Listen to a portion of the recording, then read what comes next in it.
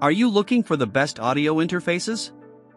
In this video we will look at some of the 9 best audio interfaces on the market. Before we get started with our video, we have included links in the description. So make sure you check those out to see which one is in your budget range. Starting at number 1. MOTU M-Track Solo Audio Interfaces. It's certainly not the prettiest device on this list, but what the M-Track Solo lacks in aesthetics, it more than makes up for in functionality for the price.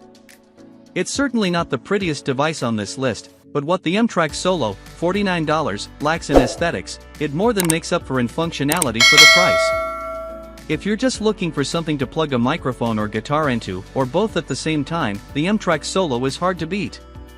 For beginners or would-be podcasters, there's also the M-Track Duo, $70, which adds a second XLR microphone connection so you can invite guests over and record them on their own channel, making editing a lot easier, and you won't need to get intimate with them as you share a microphone. There's not a lot in terms of frills here, like MIDI or effects, but for the price it's a solid choice. Number 2. PreSonus AudioBox iOne 2x2 USB/iPad audio interface. Unlike other PC components, like graphics cards, digital sound has natural limits, meaning that older devices can still be relevant today, and often at a better price. PreSonus AudioBox iOne, $70, is one such example. It's primarily intended for creators that work with music software, but it's a great all-around audio interface with all the essential connectivity for a now reduced price. As a bonus, the AudioBox iOne works well with iPads, too, not a guarantee at this price point. Though some might find the headphone amplification on the low side, in case that's a feature important to you. Number 3. Focusrite Scarlett Solo 3rd Gen USB Audio Interface. There's a reason why Focusrite Scarlett series of interfaces appear on so many recommendation lists, including 2 spots on this one. They offer a great balance of performance, reliability, and price. At around $130, the Solo is not the absolute cheapest you can find, but it will get you started in streaming, podcasting and beyond just fine.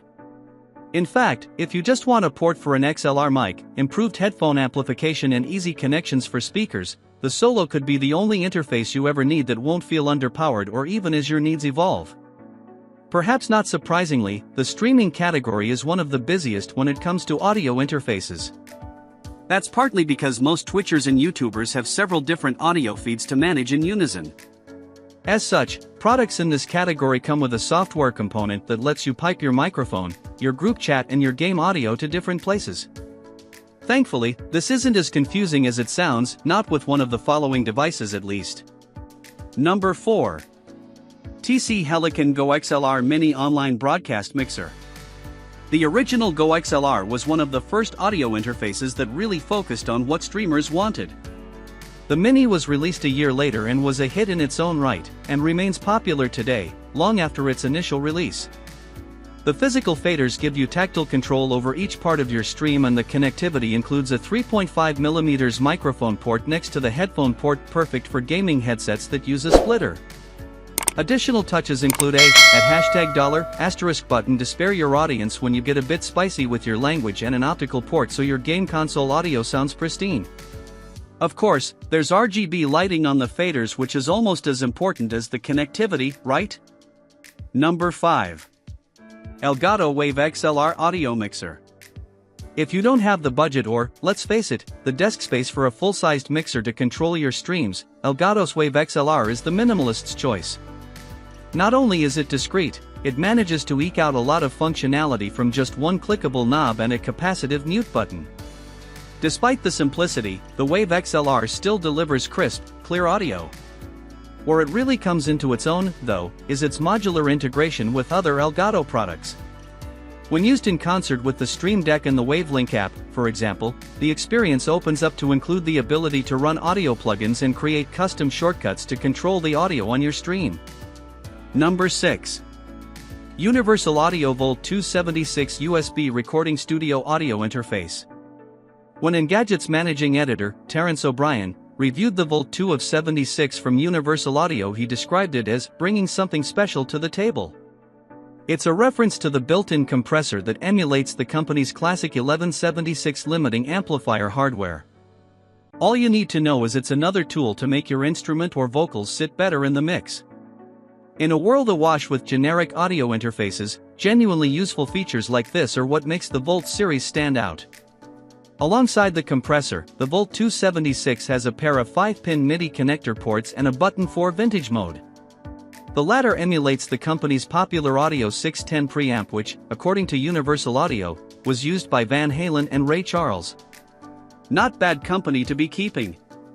At $299, it's a little on the spendier side, but it's a comprehensive choice for anyone who works with instruments, vocals, and outboard MIDI gear. Number 7. MOTU M6 USB-C audio interface. If you need more connectivity than the standard 2 or 4 inputs, MOTU's M6 has you covered. As the name suggests, there are up to 6 instrument inputs, 4 of which can be microphones, and a pair of 5-pin MIDI ports for synths. The M6 can even output CV signals to control even older music gear. The M6 also has dedicated buttons on each input channel for phantom power, for condenser microphones, and real-time headphone monitoring. If all that flexibility wasn't enough, a small display for volume levels means you have a quick visual reference to make sure you keep your precious recordings out of the red. Number 8. Focusrite Vocaster 2 Podcasting Interface. From the same company as the acclaimed Scarlett series, the Vocaster 2 takes all the audio knowledge from its sister series and packages it into a more podcast-friendly format.